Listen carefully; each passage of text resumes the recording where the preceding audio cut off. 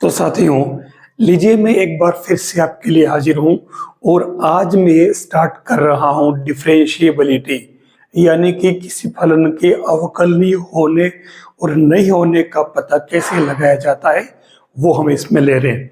इसके पहले मैंने लिमिट्स के क्वेश्चन करवाए, उसके बाद मैंने संतत यानी कि कंटिन्यूटी वाले क्वेश्चन करवाए, क्योंकि ये दोनों चीजें इसमें काम आती हैं।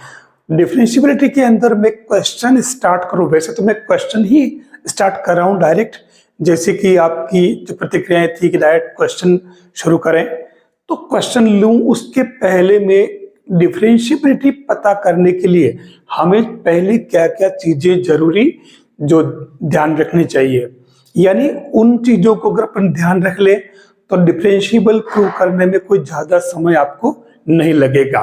देखिए, सबसे पहली बात जो आती है डिफरेंशिएबिलिटी के अंदर वो आती है, हम एक काम तो हम ये कर सकते हैं कि हम लेफ्ट हैंड डेरिवेटिव निकालेंगे, ठीक है। और लेफ्ट हैंड डेरिवेटिव होता है हमारा limit h tends to 0 f a minus h minus F A upon minus का h, ठीक है। और दूसरा हम निकालेंगे इसके अंदर राइट हैंड डेरिवेटिव, ध्यान रखना, ठीक है। तो मैं इसको भी लिख ऐसे रहा हूं, लेकिन ये बनेगा आपके लिमिट h टेंस टू 0 और अब के बार सेम ऐसे ये a plus h minus F A upon h बन जाएगा। दोनों फॉर्मूले पर आप देख लो, अगर ये आपके एल एफ डेज A equal to R F डेज ए इक्वल आ जाता है, तो ये जो फंक्शन है आपका एफ एक्स, ये आपके डिफरेंशिएबल कहलाएगा, यानी कि अवकलनीय होगा, ठीक है। इसमें ये शर्त जरूरी नहीं है कि एफ ए की वैल्यू इसके इक्वल हो, ये इसमें जरूरी नहीं है, आपके ये दोनों इक्वल आने चाहिए। सेकंड मेथड की बात करूं मैं, तो इसमें हम क्या करेंगे कि जो कर्व गिवन होगा उस कर्व को ट्रेस कर देंगे फटाक से, और ट्रेस करते ही अगर उस ट्रेसिंग में अगर कहीं पर भी वो कर्व है, ठीक है, तो वो डिफरेंशिएबल है। लेकिन अगर वो कर्व नहीं करके वो कर्व अचानक से यूं चलते चलते अचानक से चेंज डायरेक्शन बदल देता है, यानी जो कॉर्नर निकाल देता है, कि कोना बन जाता है, इसका मतलब वो डिफरेंशिएबल नहीं है। क्यों? क्योंकि कॉर्नर निकलते ही अचानक डायरेक्शन चेंज कर रहा है, इसलिए वहां पर आपके टेंजेंट नहीं बन पाएगी, और टेंजेंट नहीं बन पाएगी इसलिए ये अवकलनीय नहीं होगा। ये दो चीजें आपको ध्यान में रखनी पड़ेगी। मैं कर्व ले लेता हूं, जैसे कोई भी एफ एक्स इक्वल टू, और कर्व आपके 1 माइनस 2x और 2x स्क्वायर माइनस 1 है, अलग अलग रेंज के लिए। आपको क्या करना है, इसका भी डेरिवेटिव निकाल लेना, इक्वल टू दूसरे वाले का भी डेरिवेटिव निकाल लेना, और इससे जो x की वैल्यू आएगी उस वैल्यू पर ये डिफरेंशिएबल होगा, ये आपको ध्यान रखना होगा। अब कुछ फंक्शन ऐसे होंगे जिनमें इससे x की वैल्यू डायरेक्ट नहीं आ पाएगी, तो वहां पर ये मेथड यूज नहीं करना है, ठीक है। बस ये तीन तरीके आपके बहुत बढ़िया काम आएंगे और आप आराम से डिफरेंशिएबल प्रूव कर लेंगे। तो x equal to pi by 2 पर डिफरेंशिएबल बताना है, हम इसमें तीन काम कर लेते हैं फटाक से। तो पहला काम तो हमारा क्या बन जाएगा, सीधा सीधा हम इसमें x equal to pi by 2 पर निकालना है, तो ये पाई बाई 2 कर लें।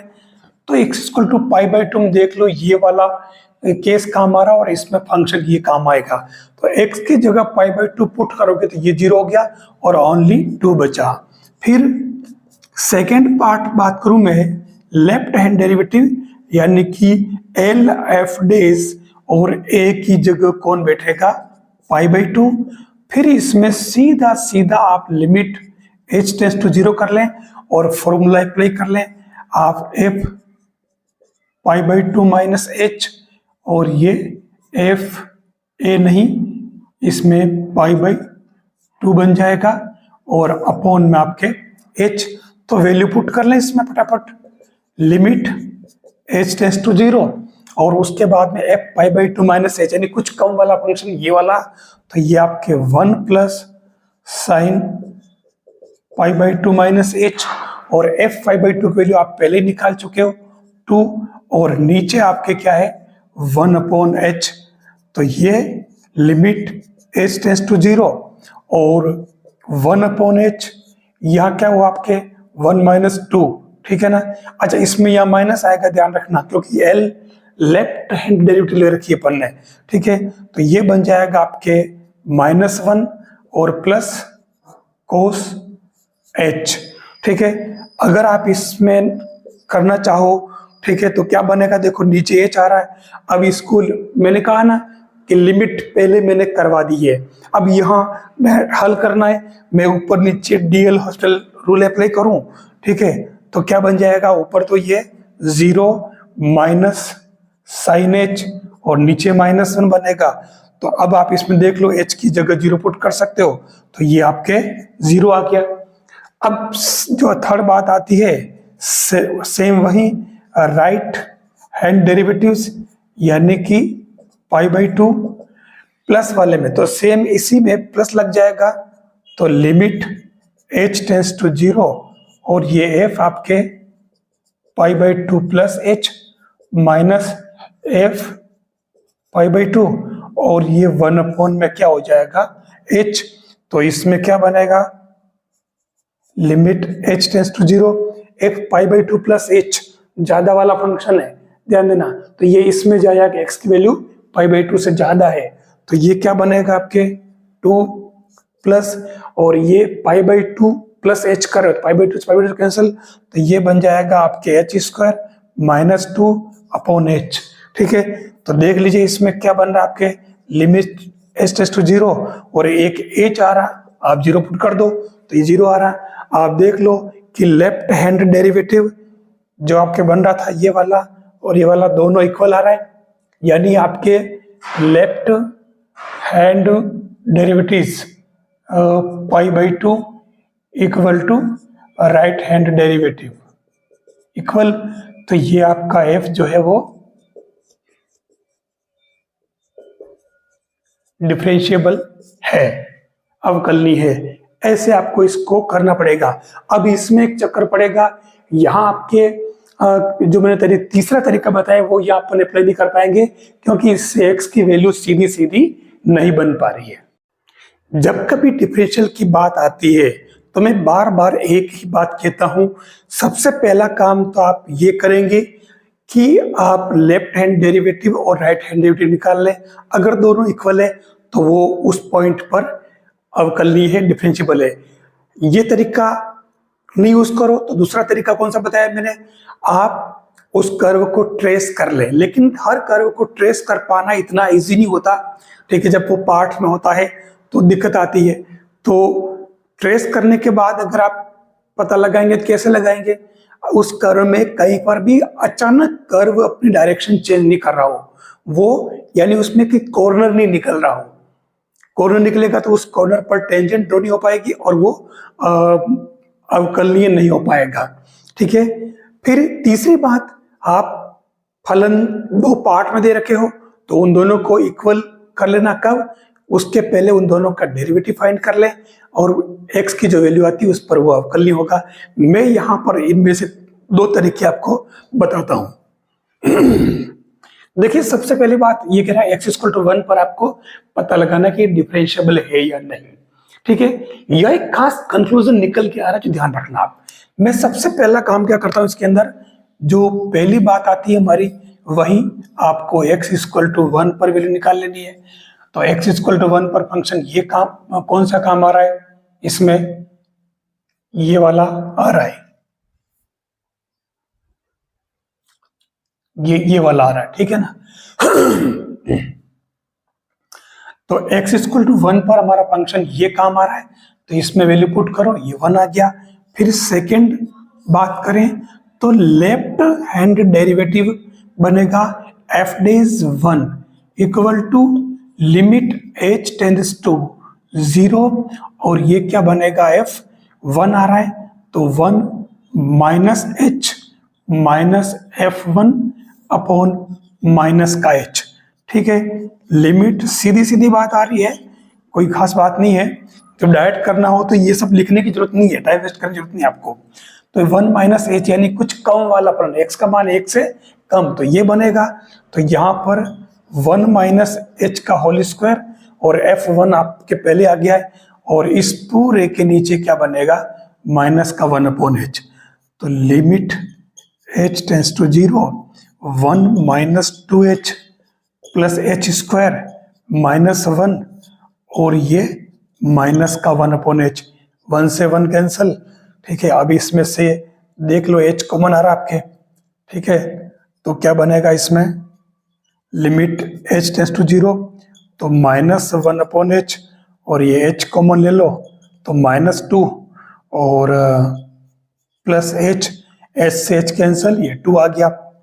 अब सेम काम इसी पैटर्न पे करना है, फर्क ये कि यहाँ प्लस लग जाएगा, प्लस लग जाएगा तो आपका राइट हैंड डेरिवेटिव जो बनेगा 1 इक्वल टू क्या बनेगा, लिमिट h टेंस टू 0, और आपकी बार सेम ये जो माइनस h आ रहा है तो यहाँ नीचे आपके प्लस का h आएगा और f1 प्लस h बनेगा।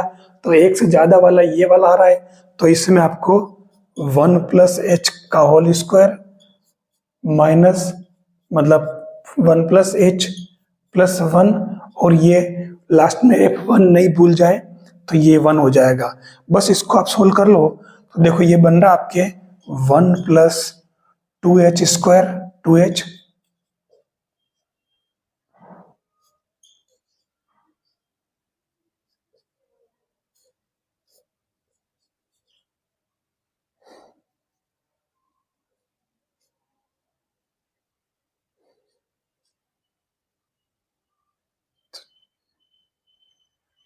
तो देख लो इसमें ये एच स्क्वायर है, ध्यान रखना ये नहीं कटेगा आपके, ये एच स्क्वायर है तो इसमें 2h में से एक h गया तो ये एक h बचा h स्क्वायर, और फिर ये 1 अपॉन h। ठीक है, तो अब देख लो यहाँ से एक h निकाल लिया अपन ने, तो कितना आ रहा है इसमें 1 प्लस h यानी कि 1 बच रहा है, यानी कि यहाँ पर देख लो 1 मतलब 2 और ये 1 आ रहा था, दोनों आप देख लो इक्वल नहीं आ रहे। इसका मतलब ये x इक्वल टू 1 पर नॉट डिफरेंशिएबल। ठीक है, बस इतना सा काम करना, ये एक इजी तरीका। अब आप कहो तो मैं एक तरीका और बताता हूं। अब यहां तो इसने पर्टिकुलर पूछा कि x इक्वल टू 1 पर डिफरेंशिएबल है कि नहीं, तो हमने देख लिया कि नहीं है। अगर आपसे पूछा जाए कि ये बात, वो नहीं पूछता, वो कहता कि इसके डिफरेंशिएबल होने का टेस्ट कीजिए, यानी ये किसी पॉइंट पर डिफरेंशिएबल है या नहीं। तो हम एक काम करते हैं, हम इसमें बदल लेते हैं d by D X X square equal to d by D X X square minus X plus 1 कर लेते हैं। तो लीजिए आपका नेक्स्ट क्वेश्चन है ये वाला, और यहाँ इसने कहा कि जो फंक्शन f(x) है आपको पता करना है कि ये डिफरेंशिएबल है या नहीं, अवकलनीय है या नहीं।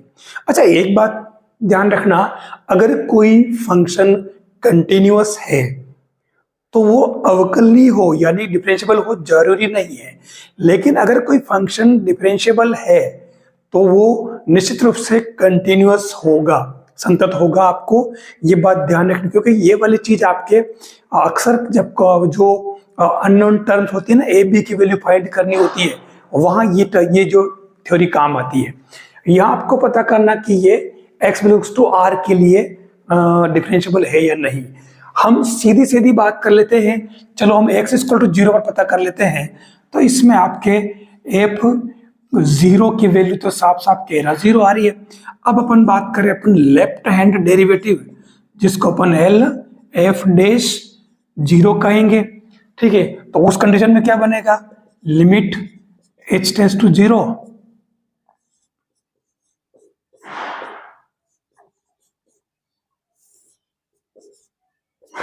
ये लग जाएगा फॉर्मूला।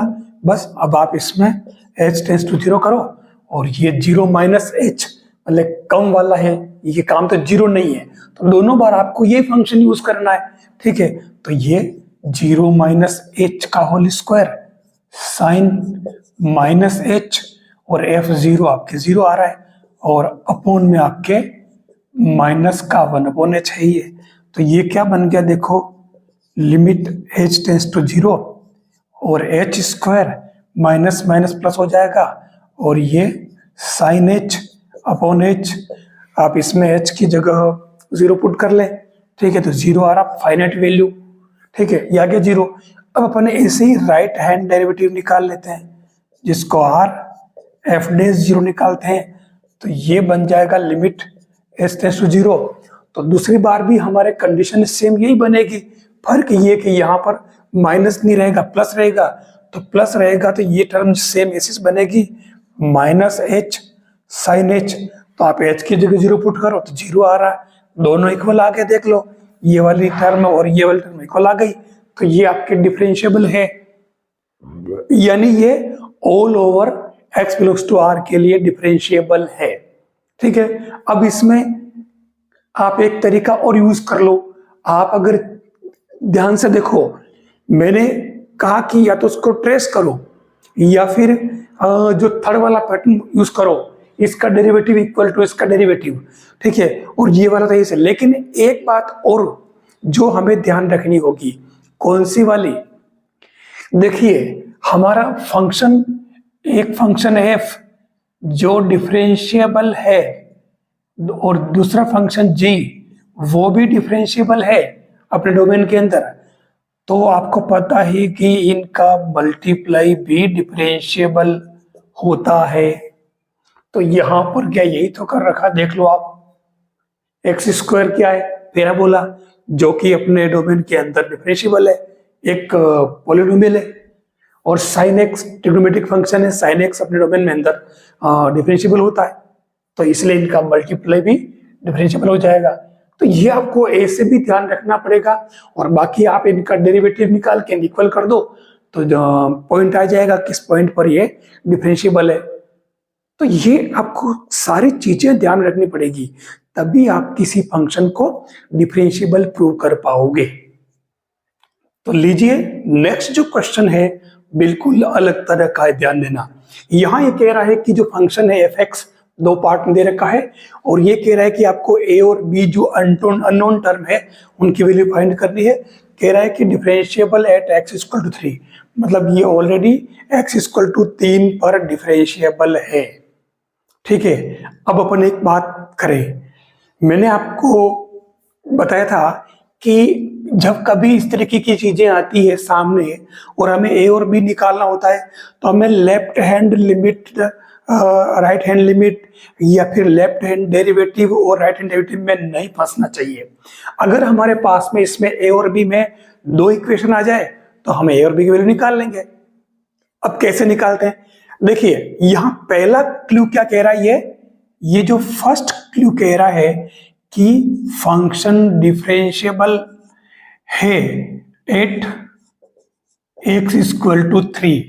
ठीक है, और इसका मतलब ये हुआ कि ये कंटिन्यूअस भी है at X equal to 3। Differentiable है तो कंटिन्यूअस तो होना पड़ेगा, और जब कंटिन्यूअस है तो मैंने आपको बताया था कि आप इन दोनों को कंटिन्यूअस के लिए क्या करोगे, आप इसमें X square equal to A X plus B कर लेना, और फिर इसमें आप x इक्वल टू 3 पुट कर देना। तो 9 और ये आपके 3 है प्लस b, इक्वेशन नंबर 1। फिर सेकंड बात, जो आपकी फर्स्ट चीज थी, आप इसी को इसमें यूज कर ले। डिफरेंशिएबल के लिए मैंने क्या तरीका बताया, अलग अलग पार्ट में हो, तो मैंने बताया था D X square equal to D A X plus B, यानी कि 2x इक्वल टू ए। तो अब आपके पास में x कितना है 3, तो ये आपके 6 इक्वल टू a, तो ये आपके a तो आ गया कितना 6। अब a जब आप इसमें पुट करोगे इस इक्वेशन फर्स्ट में, तो ये आपका इक्वेशन फर्स्ट कहेगा कि b भी आपके आ जाएगा कितना, भले आप देख लो, तो 9 माइनस, तो ये आपके 19 और ये b इक्वल टू माइनस का 9 आ रहा है। तो ये a और b दोनों की वैल्यू आ गई। बहुत ही बढ़िया तरीका है आपके लिए ये। ऐसे जो पैटर्न है, ऐसे ट्रिक्स है, आप देखना मैंने अलग अलग कंटेंट के लिए अलग अलग ट्रिक्स बता रखे हैं। अगर आप चैनल से जुड़े हुए हैं तो आपको ये ट्रिक्स जरूर मिलेंगे और आपका डिफरेंशिएबल वाला क्वेश्चन कभी रॉन्ग नहीं होगा। सेम कंटिन्यूटी वाला भी आपके रॉन्ग नहीं होगा, क्योंकि वो पैटर्न इसके अंदर भी काम आ रहा है। साथ में तीसरा क्वेश्चन लिमिट्स वाला कभी आपके रॉन्ग नहीं होगा, क्योंकि लिमिट, कंटिन्यूटी और डिफरेंशिएबिलिटी तीनों के एक एक क्वेश्चन आते थे। 3 क्वेश्चन आपके लिए बहुत ज्यादा इंपॉर्टेंस रखते हैं और बिल्कुल इजी तरीके से मैंने आपको इसमें बता दिया है। तो अब यहाँ पर ये जो क्वेश्चन आपके सामने दे रखा है, आपको इसमें a और b की वैल्यू फाइंड करनी है और इसमें गिवन क्या है, x इक्वल टू 1 पर ये फंक्शन डिफरेंशिएबल है, ये ध्यान रखना है। तो आपको a और b की वैल्यू फाइंड करनी है। क्या आएगा आंसर? जो तरीका मैंने बताया वो पैटर्न यूज करते हुए आप a और b की वैल्यू क्विक बताने की कोशिश करें कमेंट बॉक्स में। मैंने जो बता रखा उसमें क्या बताया, आपके पास 2 इक्वेशन चाहिए होंगे a और b के लिए, तो आप इसमें क्या करोगे, आप पहले तो क्योंकि ये डिफरेंशिएबल है, तो डिफरेंशिएबल है तो आप इसके अंदर सीधा सीधा इसमें डिफरेंशिएबल के लिए कंडीशन ये अप्लाई कर लें, dx square plus 3x plus a equal to d bx plus 2। एक तो यूज करना ये वाला, और दूसरा कंटिन्यूटी के लिए कंडीशन कौन सी है, x square plus 3x plus a equal to bx plus 2। ये तो है किसके लिए, डिफरेंशिएबिलिटी के लिए, और ये आपके किसके लिए है, कंटिन्यूटी के लिए। ये 2 शर्तें याद रखो, इन दोनों से आपको इक्वेशन मिलेंगे 8। फाइनली ध्यान रखना x इक्वल टू 1 पुट करना है इन दोनों में। इससे a और b में 2 इक्वेशन आएंगे, इससे आपके a और b की वैल्यू आ जाएगी। साथियों, जैसे ही हमारे सामने कोई क्वेश्चन आता है और उसके लिए जो फंक्शन गिवन होता है, उस फंक्शन को हमें डिफरेंशिएबल प्रूव करना होता है या पता लगाना होता है कि वो डिफरेंशिएबल है या नहीं। तो इसके लिए मैंने आपको 2-3 तरीके बता रखे हैं, जिसमें पहला तरीका तो अपन क्या यूज करते हैं, LHD RHD निकाल के देख लेते हैं, दोनों इक्वल हो तो वो डिफरेंशिएबल है उस पॉइंट पर। दूसरा मैंने कहा था कि उसको ट्रेस करके देखना है, और ट्रेस करने के बाद में अगर वो कर्व कहीं पर भी सडन डायरेक्शन चेंज कर रहा है, यानी उसमें कहीं कॉर्नर बन रहा हो, तिकोना बन रहा है, तो वो डिफरेंशिएबल नहीं होता है उस पॉइंट पर, क्योंकि उस पॉइंट पर टेंजेंट ड्रॉ नहीं की जा सकती। टेंजेंट का सीधा संबंध किससे है, स्लोप से, और स्लोप का सीधा संबंध किससे है, dy बाई dx से। dy by dx it means उसका डिफरेंशिएशन। और तीसरी जो बात आती है, जब कभी फंक्शन ब्रेक में होता है तो उन टुकड़ों में x की अलग अलग वैल्यू के लिए अलग अलग फंक्शन डिफाइन कर रखा हो, जैसे ये वाला फंक्शन भी ऐसा ही है, तो हमें उन दोनों अलग अलग फंक्शन का डेरिवेटिव निकाल के इक्वल कर देना चाहिए। इससे जो x की वैल्यू आती है उस x की वैल्यू पर वो फंक्शन डिफरेंशिएबल होता है। और अगर x की वैल्यू नहीं निकल पा रही है, वो x की वैल्यू के लिए डिफाइन नहीं हो पा रहा है, इसका मतलब फंक्शन डिफरेंशिएबल नहीं है। हम यहाँ बात करें मोड ऑफ x की। देखिए, आज मैं मॉडुलस फंक्शन जितने भी तरह के हैं मैं वो सब भी ले रहा हूं, ताकि आपको उनकी डिफरेंशिएबिलिटी के बारे में पता चल जाए। देखिए, जैसे मैंने क्वेश्चन लिया है, तो इस क्वेश्चन को अगर फंक्शन को अपन सीधा सा ट्रेस कर ले, तो देखिए -x और +x, जब x less and equal than 0 और जब x ग्रेटर देन 0 हो, तो आपको ये फंक्शन ऐसे लिखा जाता है, आपको पता है। अब आपको बता दूं, ऐसे फंक्शन में आपको कई LHD RHD निकालने की जरूरत नहीं है। ऐसे फंक्शन को सीधा सा आप ट्रेस कर लीजिए, और ट्रेस करना अगर आ गया तो हमारा काम को वही खत्म है। जब कभी मोड में आए फंक्शन, तो जो अंदर वाले टर्म होती है उसको आप जीरो कर ले, यानी x इक्वल टू जीरो। अब इस फंक्शन को यहाँ x इक्वल टू जीरो कहाँ बनेगा, यहाँ बनेगा। तो इस कंडीशन में सीधा ये तो बन जाएगा आपके y equal two plus x, ये बन जाएगा y इक्वल टू माइनस का x, ठीक है ना। तो उस केस में आप देख रहे हो कि x इक्वल टू जीरो वो पॉइंट है जहां फंक्शन सडन डायरेक्शन चेंज कर रहा है, ठीक है, चेंज। तो इसलिए ये x इक्वल टू जीरो पर डिफरेंशिएबल नहीं है, ठीक है। ऐसे आपको इसमें ध्यान रखना पड़ेगा। अब अच्छा, इस फंक्शन की बात करें तो ये फंक्शन कंटिन्यूअस तो है, x इक्वल टू जीरो पर कंटिन्यूअस है, मतलब ये सर्वत्र कंटिन्यूअस है, क्योंकि ये फंक्शन कहीं पर भी ब्रेक नहीं हो रहा। और जो फंक्शन संतत हो, कंटिन्यूअस हो, वो डिफरेंशिएबल हो जरूरी नहीं। और अगर वो डिफरेंशिएबल है तो उसको संतत होना पड़ेगा, ये हमें ध्यान रखना होगा, ठीक है। अब मैं इस फंक्शन की बात मैंने कर ली, मैं बात करूं अगर मैं इसमें चेंज करता हूं कोई function f(x) equal to suppose x minus 3 for every x belongs to R।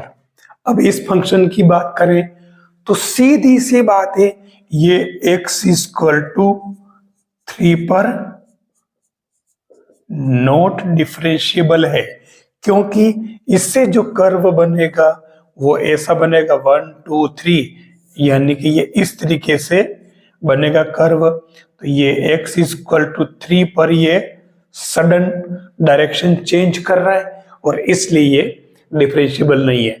यानी x इक्वल टू 3 के अलावा ये हर पॉइंट पर डिफरेंशिएबल है, यानी x इक्वल टू 3 पर डिफरेंशिएबल नहीं है, x इक्वल टू 3 के अलावा सभी पॉइंट्स पर ये डिफरेंशिएबल है। ये भी अपने को ध्यान रखना होगा जब कभी फंक्शन इस फॉर्म में आए। तो देखिए, ये फंक्शन में ऐसे लिख दूं, x minus 2 plus 3 into x minus 3, ठीक है। अब आपको इसके बारे में पता करना है कि ये फंक्शन डिफरेंशिएबल है या नहीं। तो ऐसे फंक्शन को सीधा सीधा, क्योंकि ये दो बार दोनों फंक्शन ब्रेक मतलब दो टुकड़ों में है, और हमें पता है कि ये फंक्शन आपका f है, ये फंक्शन आपका g है, और जब f और g दोनों मोड में, modulus function x equal to जो मोड में होती है उस वैल्यू पर नॉट डिफरेंशिएबल होता है, तो उस कंडीशन में f और g का प्लस b नॉट डिफरेंशिएबल होगा, ठीक है। फिर मैं आपको बता दूं कि इसमें x माइनस 2, यानी कि x इक्वल टू 2 और ये 3, इस पर ये नॉट डिफरेंशिएबल है, ठीक है। इसके अलावा सभी बिंदु पर ये डिफरेंशिएबल है, ध्यान रखना। 2 और 3 के अलावा ये सर्वत्र डिफरेंशिएबल है। कभी भी ध्यान रखना, अगर फंक्शन वो दे दे इस तरीके से कि f(x) equal to mod of x minus 1, तो सीधी सी बात है, क्योंकि मोड में आ रहा है, ये कांस्टेंट फंक्शन है, modulus function not differentiable, constant function differentiable, इसमें से एक भी अगर नॉट डिफरेंशिएबल है तो पूरा नॉट डिफरेंशिएबल होगा, क्योंकि ये कर्व x इक्वल टू 0 पर सडन डायरेक्शन चेंज कर रहा है, तो इसलिए ये डिफरेंशिएबल नहीं होगा। ये ऐसे आपको इसमें ध्यान रखना पड़ेगा। जैसे मैं और बात करूं, एक फंक्शन में लिख लेता हूं f(x) equal to log of x, और ये 0 x 1 और x ग्रेटर देन 1। तो उस केस में इस फंक्शन की बात करें अपन, मोड में आ रहा है तो मोड में इसको अपन डायरेक्ट इसको सेट कर लेते हैं, ठीक है ना। तो ये तो क्या बनेगा, माइनस का log ऑफ x, और ये बनेगा प्लस का log ऑफ x। सीधी सी बात है, मोड में आ रहा है, ये अचानक डायरेक्शन चेंज कर रहा है, तो ये फंक्शन भी नॉट डिफरेंशिएबल है, ठीक है। अब इसका एक तरीका और, मैंने आपको बताया कि जब फंक्शन टुकड़ों में हो इस तरीके से, तो आप इन दोनों का डेरिवेटिव निकाल लें, तो माइनस log ऑफ x का तो हो जाएगा -1/x, और log x का हो जाएगा 1/x। अगर इनको इक्वल करो तो इससे आप x की वैल्यू नहीं निकाल पाओगे, इसका मतलब ये x = 1 पर नॉट डिफरेंशिएबल है। आप कैसे भी पता लगा सकते हो, आप ग्राफ बना करके भी देख सकते हो, ग्राफ से पता चल रहा है कि ये मोड में होने से अचानक डायरेक्शन चेंज कर रहा है, तो इसलिए ये डिफरेंशिएबल नहीं है। ध्यान देना, जब भी मोड में कोई फंक्शन आए वो अचानक डायरेक्शन चेंज करता है, इसका मतलब वो डिफरेंशिएबल नहीं है। तो अब इस तरह के फंक्शन में आपको कोई कंफ्यूजन नहीं होना चाहिए। ये वाला फंक्शन डिफरेंशिएबल है या नहीं पता लगाना है। मैंने कहा डिफरेंशिएबल पता लगाने के लिए, यानी कि अवकलनीय है या नहीं, इसके लिए आपको क्या करना होगा, इस फंक्शन को थोड़ा आप समझ लो। अगर ध्यान से देखो तो ये फंक्शन ओरिजिनली बन रहा है आपके कैसे, ये बन रहा है देखो, माइनस का x² और प्लस का x², जब ये x less and equal than 0 और x ग्रेटर देन 0 हो, ठीक है। अब इस कर्व को अगर आप ट्रेस करोगे तो ट्रेसिंग में ये क्या बनेगा, सीधा सीधा आपके एक अपोजिट पैराबोला बन रहे हैं, ठीक है।